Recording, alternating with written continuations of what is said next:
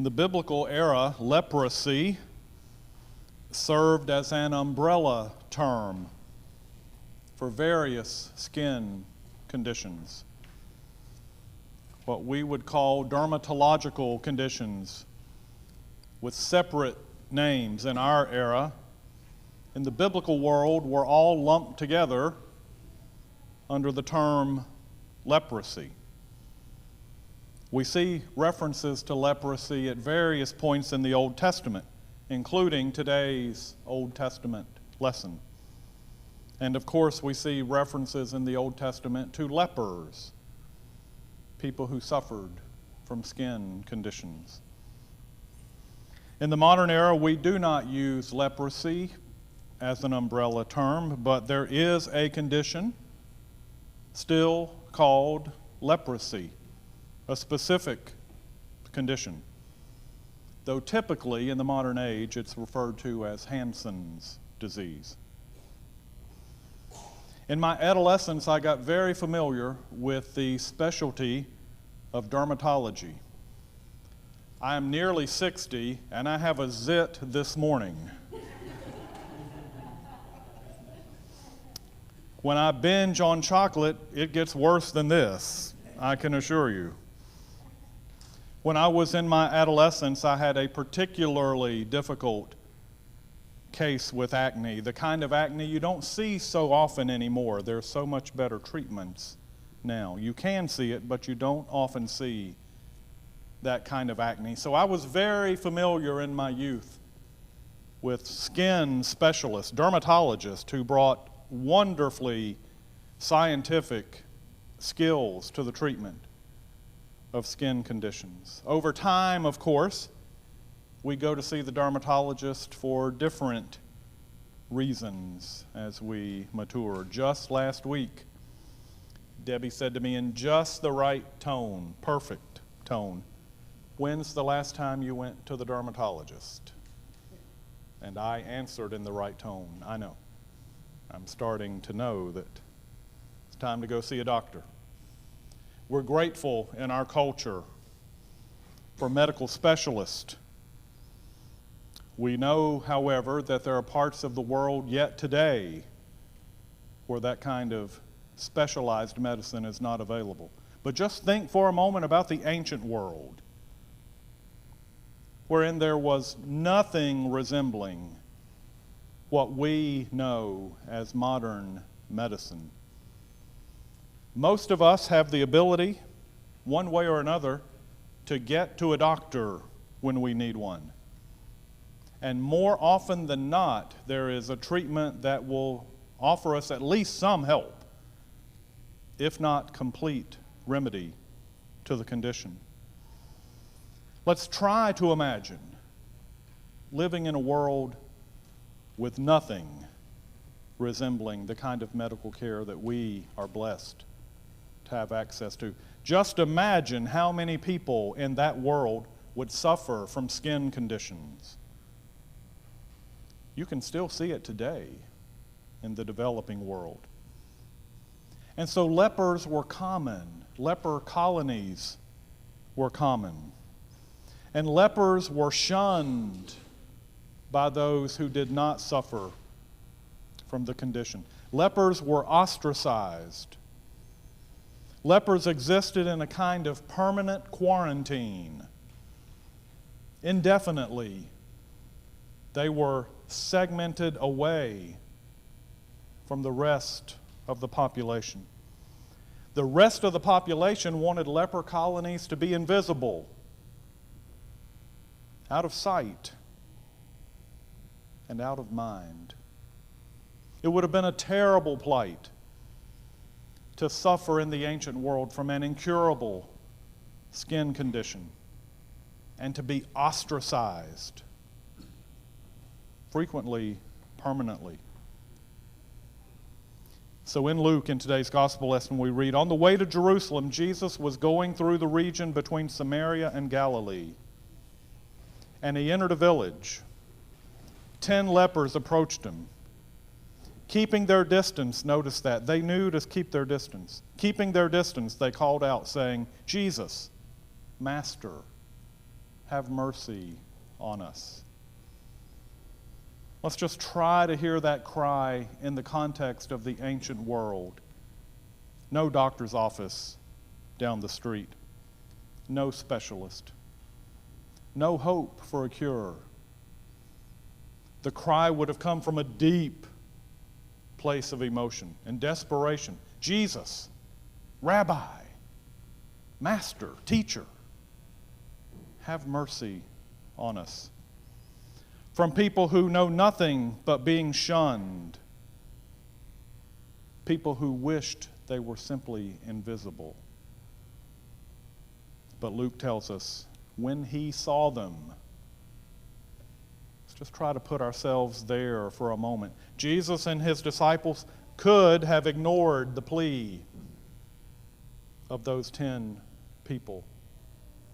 They could have kept moving, but they didn't do it.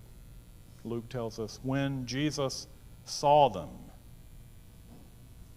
to Jesus, these 10 lepers were children of God, and in his eyes, they were not invisible.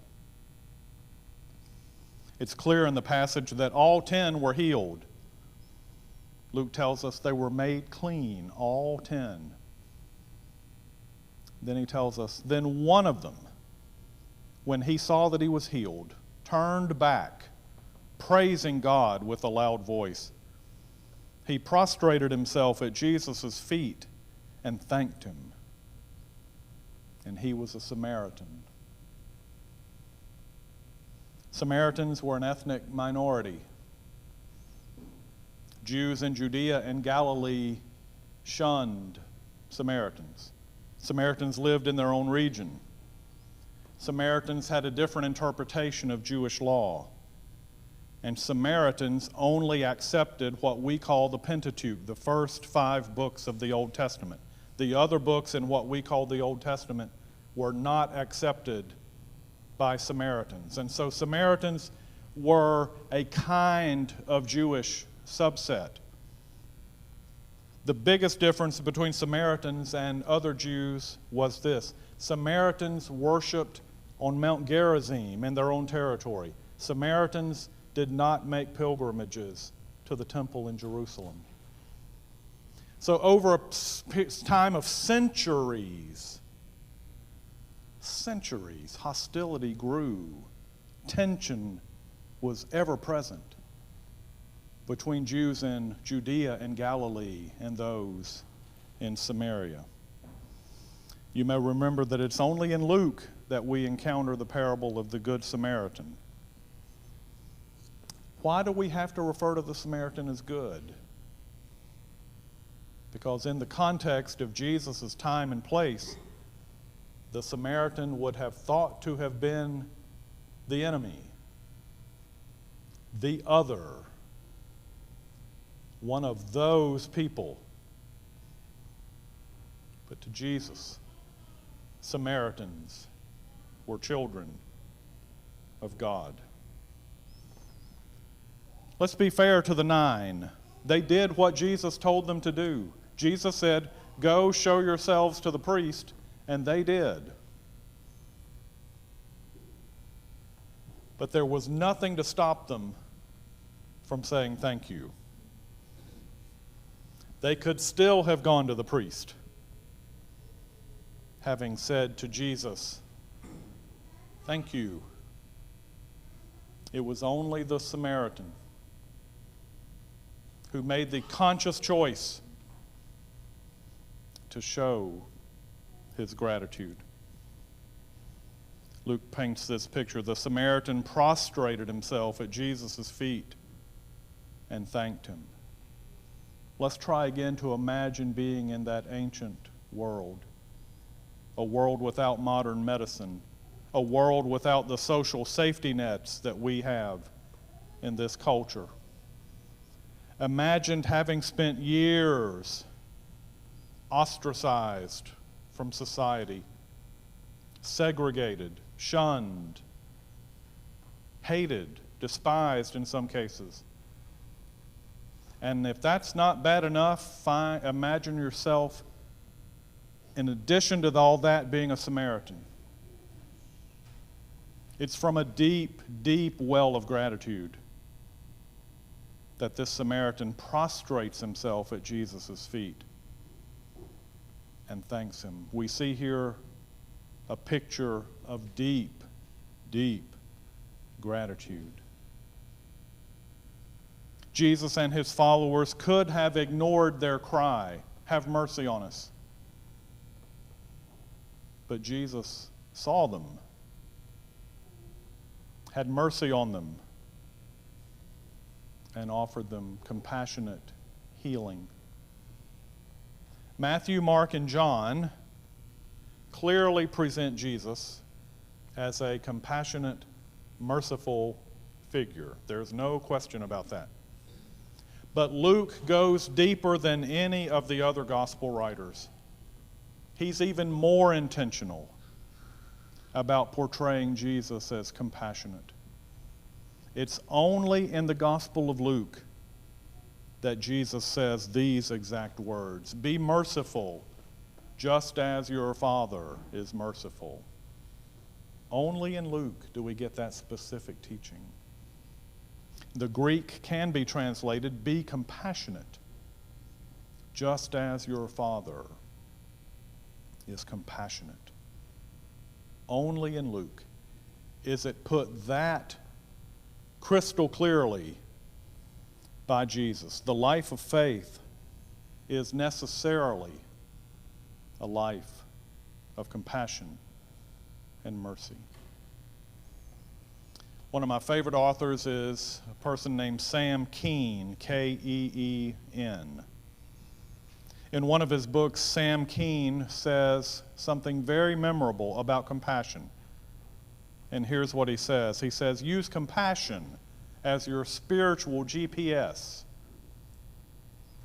GPS is ubiquitous now in our culture. It was not ubiquitous when Sam Keen wrote this passage. This passage is from decades ago. This is a very memorable way of putting it. Use compassion as your spiritual GPS. King goes on to say, if you're becoming more compassionate in your daily life, you're probably on the right track spiritually. And then he says, if you're not becoming more compassionate in your daily life, you might examine your spiritual path. Think about how much we talk to ourselves during the day, our self-talk, those thoughts in our head. Are those thoughts compassionate toward others? Do those thoughts reflect mercy? And then come our words each day. Most of us will speak countless words during an average day. Do they represent Jesus' fundamental sense of compassion and mercy? If we start a train of thought with, "I probably shouldn't say this," then we probably shouldn't say it. But we all know that most important are our actions. It's our actions that really show who we are. Our daily actions. Are they, more often than not, reflective of a merciful, compassionate, generous spirit? Of course, we'll all miss the mark. I miss it as often as you do. In a few moments, the exhortation of this sermon will be balanced by our confession. We'll never always reach our lofty spiritual goals, but it is our life's mission to keep working at them, to see each moment as a new, fresh opportunity to walk in the way of Jesus. In today's brief but powerful gospel lesson, Jesus is, as he so often is, a model of compassion. And the Samaritan is a model of gratitude. Both are so vital to the spiritual life. A compassionate spirit, a fundamental belief in being merciful and generous and forgiving. And at the same time, it's so important to remain on the lookout for opportunities to be grateful. Most of us can easily be grateful for those big blessings. But throughout an average day, if we will consciously think about it, there are so many things over which we can be deeply grateful. And as they went, here's my conclusion.